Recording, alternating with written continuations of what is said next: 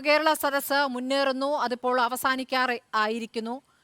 നവകേരള സദസ്സ് വലിയ വിജയമാണെന്ന് സർക്കാർ അവകാശപ്പെടുകയാണ്. അപ്പുറത്ത് പ്രതിപക്ഷം ഒരു പരാജയമാണ് എന്ന വിലയിരുത്തലാണ് കേരളത്തിലെ ജനങ്ങൾക്കുള്ളത് എന്നുകൂടി സർക്കാർ പറയുന്നു. ഇത് രണ്ടും കാണുന്നുണ്ട്. തെരുവിൽ എന്താണ് നടക്കുന്നതെന്നും താങ്കൾ കാണുന്നുണ്ട്. എന്താണ് താങ്കളുടെ ഒരു മനസ്സിലാക്കൽ?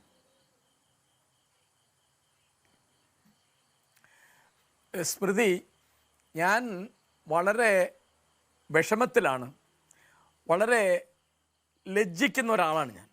എന്താണ് കാരണം എന്ന് വിചാരിച്ചാൽ, കേരളത്തിലെ രാഷ്ട്രീയ പ്രവർത്തനം എന്ന് പറയുന്നത് ഇത്രയധികം വെറുപ്പും അക്രമവും പോർവിളികളും നിറഞ്ഞ ഒന്നാണ് എന്നാണ് പായത്.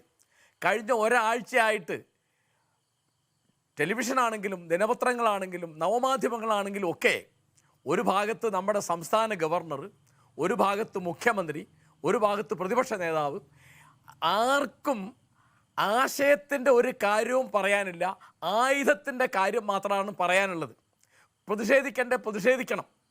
അപ്പോൾ നിലവിട്ട് പെരുമാറി നമ്മുടെ ഗവർണർ എന്നുള്ളത് സത്യമാണെന്ന് വിചാരിക്കുന്ന ഒരാളാണ് ഞാൻ.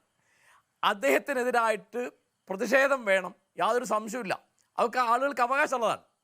പക്ഷേ അതിനുപയോഗിക്കുന്ന ഭാഷ, മുദ്രാവാക്യം വിളിക്കുമ്പോൾ ഉപയോഗിക്കുന്ന ഭാഷ, അല്ലെങ്കിൽ ബാനർ എഴുതുമ്പോൾ ഉപയോഗിക്കുന്ന ഭാഷ, എന്തായാലും പറഞ്ഞത് ഹിറ്റ്ലർ തോറ്റു, മുസോളിനി തോറ്റു, സർ സി പി തോറ്റു എന്ന് പറയുമ്പോൾ, ഇപ്പോൾ ഹിറ്റ്ലർ ആത്മഹത്യ ചെയ്തു, മുസോളിനിയെ ജനങ്ങൾ തല്ലിക്കൊന്നു, ഒരു വധശ്രമത്തിൽ നിന്ന് രക്ഷപ്പെട്ട് ഓടി കഴിച്ചിലായതാണ് സർ സി പി. അപ്പോൾ അതിൻ്റെ ഭാഷയെ പറ്റിയാണ് ഞാൻ പറയുന്നത്. പിന്നെ അദ്ദേഹം ഗവർണർ സംസാരിക്കുമ്പോൾ ഇങ്ങനെ തന്നെയാണ്. അദ്ദേഹം SFI നേതാക്കളോട് പോർവിളി നടത്തുന്നു. നമ്മുടെ ഗവർണറാണിത്. ഇതുപോലെ നമ്മുടെ മുഖ്യമന്ത്രി, അദ്ദേഹത്തിന് എനിക്ക് പറയാൻ വളരെ വിഷമമുണ്ട്. ജനങ്ങളോട് ഇത്രയും പുച്ഛമുള്ള ഒരു മുഖ്യമന്ത്രി നമ്മുടെ സംസ്ഥാനം ഭരിച്ചിട്ടില്ല. ആലോചിച്ച് നോക്കൂ, അദ്ദേഹത്തിൻ്റെ കൺമുമ്പിൽ വെച്ചിട്ട് യൂത്ത് കോൺഗ്രസ്സുകാരെയും KSUക്കാരെയും ഒക്കെ അദ്ദേഹത്തിൻ്റെ ഗൺമാനും അദ്ദേഹത്തിൻ്റെ പാർട്ടിക്കാരായ DYFIക്കാരും ആക്രമിക്കുമ്പോൾ അത് രക്ഷാപ്രവർത്തനമാണ് എന്ന് ആവർത്തിച്ച് പറയണമെങ്കിൽ ജനങ്ങളെപ്പറ്റി അദ്ദേഹത്തിന് എത്ര പുച്ഛം വേണം? ആലോചിച്ച് നോക്കുക, എന്തൊരു കളവാണ് അദ്ദേഹം പറയുന്നത്. LP UP ക്ലാസ്സിൽ പഠിക്കുന്ന കുട്ടികൾ വെയിൽ കൊണ്ട് മുദ്രാവാക്യം വിളിക്കുമ്പോൾ അവർ വെയിലത്തല്ല, ദൃശ്യം നമ്മൾ കാണുന്നുണ്ട്. എന്നിട്ട് അദ്ദേഹം പറയും എൻ്റെ കൺമുമ്പിലാണ്. ഗൺമാനെ പറ്റിയുള്ള ചോദ്യത്തിന് ഒരിക്കലും അദ്ദേഹം മൈക്ക് ഓഫ് ആക്കിയിട്ട് എണീറ്റ് പോവുകയാണ്. നമ്മുടെ മുഖ്യമന്ത്രിയായി പെരുമാറുന്നത്. അപ്പോൾ ഇതുപോലെ ഇത് കഴിഞ്ഞിട്ട് ഇപ്പോൾ അടിച്ചു. അതിപ്പോൾ നടന്ന കാര്യം, നമ്മൾ കൺമുമ്പിൽ കണ്ട കാര്യം പിന്നെ വിശദീകരിക്കും വ്യാഖ്യാനിക്കും വേണ്ടല്ലോ. അപ്പോൾ ഇതിനെ എങ്ങനെയാണ് പ്രതിരോധിക്കേണ്ടത് എന്ന് പ്രതിപക്ഷത്തിന് കൃത്യമായി മനസ്സിലാവുന്നില്ല എന്നാണ് എനിക്ക് തോന്നുന്നത്. എന്താണ് കാരണം വെച്ചാൽ, ഈ പോർവിളി തിരിച്ചും നടത്തുക, തിരിച്ചും ആക്രമിക്കുക എന്ന് പറയുന്നത് രാഷ്ട്രീയ പ്രവർത്തനമാണോ? ഇതിപ്പോൾ തെരുവിൽ യുദ്ധം ചെയ്തിട്ടാണോ നമ്മൾ ആരാണ് മേലെ, ആരാണ് ശരി, ഏതാണ് ധർമ്മം, ഏതാണ് പുണ്യം, ഏതാണ് ശരി എന്നൊക്കെ തീരുമാനിക്കുന്നത്? അങ്ങനെയല്ലല്ലോ.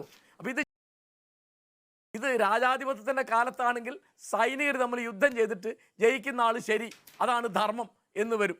അപ്പോൾ വളരെ കഷ്ടമാണ്. എങ്ങനെയാണ് ഇതിനെ പ്രതികരിക്കേണ്ടതെന്ന് KPCC പ്രസിഡന്റിന് തിരിയുന്നില്ല എന്നാണ് ഞാൻ വിചാരിക്കുന്നത്. ഇപ്പോൾ തീർച്ചയായിട്ടും അദ്ദേഹം ഗവർണറെ പറ്റി പറഞ്ഞ കാര്യങ്ങൾ അങ്ങേയറ്റം അന്യായമാണെന്നാണ് എൻ്റെ അഭിപ്രായം. കാരണം ഈ തരത്തിൽ ഒരു RSSൻ്റെ അജണ്ട ഒളിച്ചു കടത്തുന്ന ഒരു പണിക്ക് സംസ്ഥാന ഗവർണർ നിൽക്കാൻ പാടില്ല. അദ്ദേഹം ചാൻസലർ എന്നുള്ള നിലയ്ക്ക് തൻ്റെ അധികാരം ദുരുപയോഗം ചെയ്ത ഒരാളാണ്. അതിനെ പ്രതിഷേധിക്കണം. അതിൻ്റെ ഒരു അന്തസ്സ് വേണം. ജനാധിപത്യത്തിൽ ഒരു കാര്യം ചെയ്യുന്നതിന് അതിൻ്റെ മാന്യതയും അന്തസ്സും, അതിന് പറ്റിയ ഭാഷയും, അതിന് പറ്റിയ ശരീരഭാഷയും, അതിന് പറ്റിയ ആംഗ്യങ്ങളും ചേഷ്ടകളെ പാടുള്ളൂ. എന്തൊക്കെയാണ് പറയുന്നത്, എന്തൊക്കെയാണ് ചെയ്യുന്നത്? അപ്പോൾ ഇതിൽ ഏറ്റവും ഉത്തരവാദിത്തം ആർക്കാന്ന് ചോദിച്ചാൽ എൻ്റെ കണക്കിന് അത് CPMനാണ്. കാരണം അവരാണ് ഈ നാട് ഭരിക്കുന്ന മുന്നണിക്ക് നേതൃത്വം കൊടുക്കുന്നത്. മുഖ്യമന്ത്രിക്കാണ് ഒന്നാമത്തെ ഉത്തരവാദിത്തം. കാരണം അദ്ദേഹത്തിൻ്റെ കയ്യിലാണ് ആഭ്യന്തര വകുപ്പ്. അപ്പോൾ അക്രമമില്ലാതെ, ഹിംസയില്ലാതെ, വെറുപ്പില്ലാതെ ബഹുജനങ്ങളെയും പ്രത്യേകിച്ച് പ്രതിപക്ഷത്തെയൊക്കെ ഒരുമിച്ച് കൊണ്ടുപോകാം. അപ്പോൾ നവകേരള സദസ്സ് എന്ന് പറയുന്നത് എന്താണ്? ജനങ്ങളിലേക്ക് ഇറങ്ങുക എന്നാണ്. എനിക്കതിൻ്റെ തമാശ മനസ്സിലായിട്ടില്ല. ഒരു സ്കൂൾ ഗ്രൗണ്ടിലേക്ക് 10 അടി നടക്കാൻ കഴിയാത്തത് കൊണ്ട്, അങ്ങനെ ആവുകയില്ല എന്നുകൊണ്ട് അവിടുത്തെ മതിൽ പൊളിക്കുന്നു. ഒരു സ്ഥലത്തൊന്നുമല്ല, സ്കൂളിൻ്റെ മതിൽ പൊളിക്കുന്നു, അതിന് എതിർപ്പുണ്ടാവുന്നു, അതിനും പരിഹാരം ഉണ്ടാവുന്നു, അത് കോടതിയിൽ പോകുന്നു. എന്തൊരു സ്ഥിതിയാണ്! അനങ്ങിയ കോടതിയിൽ പോകുന്ന സ്ഥിതിയാണ് ഇപ്പോൾ കേരളത്തിൽ. കുട്ടികൾക്ക് ഉച്ചഭക്ഷണം കൊടുത്തതിൻ്റെ കാശ് കിട്ടിയിട്ടില്ല എന്ന് ഹെഡ്മാഷന്മാർ പറയുന്നു, അതിന് കോടതിയിൽ പോകുന്നു. മറിയക്കുട്ടി എന്ന് പറയുന്ന ഒരു വൃദ്ധയ്ക്ക് പെൻഷൻ കിട്ടിയിട്ടില്ല, അവർ കോടതിയിൽ പോകുന്നു. കോടതിയാണോ ഈ നാട് ഭരിക്കുന്നത്? എല്ലാ കാര്യത്തിനും കോടതിയിൽ പോവുക, എന്നിട്ട് പരസ്പരം നമ്മൾ തർക്കിക്കുകയും. ഇതൊക്കെ ചെറിയ കാര്യങ്ങളല്ലേ, വളരെ ചെറിയ കാര്യങ്ങളാണ്. അപ്പോൾ നവകേരള സദസ്സ് ഒരു ഐക്യമുണ്ടാക്കാനും ജനങ്ങളുടെ ഇടയിൽ സൗഹാർദ്ദം വളർത്താനും ആണ് തുടങ്ങിയത് എന്ന് പറയുന്നത് എനിക്ക് വിശ്വാസമില്ല. ഇപ്പോൾ ഈ കരിങ്കൊടി സമരം എങ്ങനെ നടത്തണം എന്നതിൽ കൃത്യമായ മാനദണ്ഡങ്ങളുണ്ടോ? കാരണം പുതിയ ചില വ്യാഖ്യാനങ്ങളൊക്കെ വരികയാണ്. കരിങ്കൊടി സമരം എന്നുള്ള പ്രത്യേക മുദ്രാവാക്യം നേരത്തെ തയ്യാറാക്കുകയും നാളെ ഇതാ ഞങ്ങൾ കരിങ്കൊടി സമരത്തിന് ഇറങ്ങുന്നു എന്ന അറിയിപ്പും നൽകുകയും വേണം. ആ കരിങ്കൊടി സമരം മുഖ്യമന്ത്രിയുടെ അല്ലെങ്കിൽ മന്ത്രിമാരുടെ വാഹനത്തിന് മുന്നിലേക്കാകരുത്, സൈഡിൽ നിന്ന് അരികിൽ നിന്ന് കാണിച്ചിട്ട് അങ്ങ് പോകണം. ഇതൊക്കെയാണ് ഇപ്പോൾ പുതുതായി പറഞ്ഞു കേൾക്കുന്നത്. അതേസമയം അവർ സമരം ചെയ്യുമ്പോൾ, ഭരണപക്ഷത്തിൽ നിന്നും സമരം ചെയ്യുന്ന സംഘടനകൾ സമരം ചെയ്യുമ്പോൾ ഈ നിയമം ഒന്നും ബാധകമല്ലതാനും. ഇല്ല സ്മൃതി, ഒരു കരിങ്കൊടി കാണാനുള്ള ധൈര്യമില്ലാത്ത ആള് അത് കാണാൻ ധൈര്യമില്ലാത്ത ഒരു മന്ത്രി എന്ത് മന്ത്രിയാണ്? ഇപ്പോൾ ഇവിടെ നമ്മൾ എനിക്ക് ഓർമ്മയുള്ള ഒരു പഴയ രംഗം ഞാൻ പറയാം. ഭഗത് സിംഗിനെ തൂക്കിക്കൊന്നതിൻ്റെ 2 ആഴ്ചക്കകം ലാഹോറിലാണ് തൂക്കിക്കൊന്നത്. 2 ആഴ്ചക്കകം ഗാന്ധി അവിടെ സംസാരിക്കാൻ ചെല്ലുന്നു. അപ്പോൾ ഗാന്ധിയെ പറ്റി അന്നൊരു ആരോപണമുണ്ട്. ഗാന്ധി ഇർവിൻ സന്ധിയിൽ ഭഗത് സിംഗിൻ്റെ ജീവൻ രക്ഷിക്കാൻ ഗാന്ധി ശ്രമിച്ചില്ല എന്ന്. അപ്പോൾ ഗാന്ധിക്ക് ബൊക്കെ കൊടുക്കുന്നത് കറുത്ത പൂക്കൾ കൊണ്ടാണ്. ഗാന്ധിക്ക് മാലയിടുന്നത് കറുത്ത മാലയാണ്. അദ്ദേഹം വരുന്ന സ്ഥലങ്ങളൊക്കെ കറുത്ത കൊടി കെട്ടിയിരിക്കുകയാണ്. ഗാന്ധി അത് മുഴുവൻ വളരെ സംയമനത്തോടെ നേരിട്ടു. എന്നിട്ട് അദ്ദേഹം എന്താണ് താൻ ചെയ്തത് എന്നും എന്തുകൊണ്ടാണ് തനിക്ക് അതിൻ്റെ ജീവൻ രക്ഷിക്കാൻ കഴിയാതെ പോയത് എന്നും ഭഗത് സിംഗിനോട് തനിക്ക് അദ്ദേഹത്തിൻ്റെ ദേശാഭിമാനത്തോട് എത്ര ബഹുമാനമുണ്ട് എന്നും അതേ സമയത്ത് അദ്ദേഹത്തിൻ്റെ വഴി ശരിയല്ല എന്നും പറഞ്ഞു. ജനങ്ങൾ ഭയങ്കരമായി പ്രതിഷേധിച്ചു. ഗാന്ധിയോടാണ്. അപ്പോൾ ആരോട് നമുക്ക് പ്രതിഷേധിക്കാമെന്നേ. അപ്പോൾ അതിന് നിങ്ങൾ പ്രതിഷേധത്തിന് മുൻകൂട്ടി നോട്ടീസ് കൊടുക്കുമെന്ന് പറഞ്ഞാൽ എവിടുത്തെ രാഷ്ട്രീയമാണ് എനിക്ക് മനസ്സിലായിട്ടില്ല. അതെങ്ങനെയാണ് നമുക്ക് പെട്ടെന്ന് ഒരു പ്രതിഷേധം, ഒരു പ്രതിരോധം, ഒരു സമരം നടത്തണം? അപ്പോൾ അതിൽ ആയുധം എടുക്കരുതെന്ന് പറയാം. കറുത്ത കൊടി എടുക്കരുത്, കറുത്ത മാസ്ക് ധരിച്ചു വരരുത്, കറുത്ത കുപ്പായം ധരിച്ചു വരരുത് എന്നൊക്കെ പറയുന്നത് എന്തൊരു ഭ്രാന്താണെന്ന് എനിക്ക് മനസ്സിലാവില്ല. എന്താണ് കറുത്ത നിറം കണ്ടാൽ? അപ്പോൾ എതിർപ്പ് വേണ്ട എന്നുണ്ടെങ്കിൽ അതിനനുസരിച്ച് പെരുമാറിയാൽ മതി. ജനങ്ങളുടെ എതിർപ്പല്ല വേണ്ടത് എങ്കിൽ അതിനനുസരിച്ച് പെരുമാറുക. അപ്പം അങ്ങനെ പെരുമാറിയ ഒരു മുഖ്യമന്ത്രി മരിച്ചുപോയി. ഇപ്പം അദ്ദേഹം മുൻ മുഖ്യമന്ത്രി ഉമ്മൻചാണ്ടി, അദ്ദേഹത്തിന് ഈ ആളുകൾ വരുന്നതിനെ പറ്റി യാതൊരു പ്രശ്നം ഉണ്ടായിരുന്നില്ല. അത് നമ്മൾ കണ്ടതാണ്. അപ്പോൾ അദ്ദേഹം ചെയ്ത എല്ലാ കാര്യങ്ങളും ശരിയാണ് എന്നൊന്നല്ല ഞാൻ പറയുന്നത്.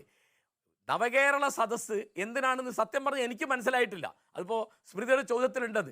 അതായത് ആളുകളിൽ നിന്ന് പരാതി സ്വീകരിക്കാനോ അത് ചർച്ച ചെയ്യാനോ പരാതി പരിഹരിക്കാനോ അതിന് സംവിധാനം ഉണ്ടാക്കാനോ ഒന്നുമല്ല, ജനങ്ങളിലേക്ക് ഇറങ്ങുക. അത് എന്തിറക്കാന്ന് എനിക്ക് മനസ്സിലായിട്ടില്ല. കാരണം ഇപ്പോൾ അദ്ദേഹത്തിൻ്റെ വാക്കുകളൊന്നും തിരിയുന്നില്ല. രക്ഷാപ്രവർത്തനം ഇനി ആവർത്തിക്കുമ്പോൾ എന്തൊരു പുച്ഛമാണ് കേരളീയരോട് നമ്മുടെ മുഖ്യമന്ത്രി കാണിക്കുന്നത്. എനിക്ക് നമ്മുടെ യുവാക്കളുടെയും വിദ്യാർത്ഥികളുടെയും മുമ്പിൽ എന്ത് മാതൃകയാണ് നമ്മുടെ രാഷ്ട്രീയക്കാർ, നേതാക്കന്മാർ, ഉദ്യോഗസ്ഥന്മാർ കാണിക്കുന്നത്. പിന്നെ കേരളത്തിന് പുറത്ത് ഇപ്പോൾ തമിഴ്നാട്ടിലോ അല്ലെങ്കിൽ ബോംബെയിലോ കൽക്കട്ടയിലോ ഡൽഹിയിലോ ഇരുന്ന് ഈ വാർത്ത കാണുകയോ കേൾക്കുകയോ ചെയ്യുന്ന അന്യനാട്ടുകാർ നമ്മളെപ്പറ്റി എന്താണ് വിചാരിക്കുന്നത്, കേരളീയർ എന്ത് രാഷ്ട്രീയമാണ് നടത്തുന്നതെന്ന് അവർക്ക് വളരെ പുച്ഛം തോന്നും. എനിക്കതിനെപ്പറ്റി വളരെ സങ്കടമുണ്ട്. എനിക്കിതിൽ സത്യം പറഞ്ഞാൽ നമ്മുടെ ജനാധിപത്യം ഈ തരത്തിൽ തരം കെടുന്നതിനെ പറ്റി, ജീർണിക്കുന്നതിനെ പറ്റി അങ്ങേയറ്റം വേദനയുള്ള ഒരാളാണ് ഞാൻ. ശരി.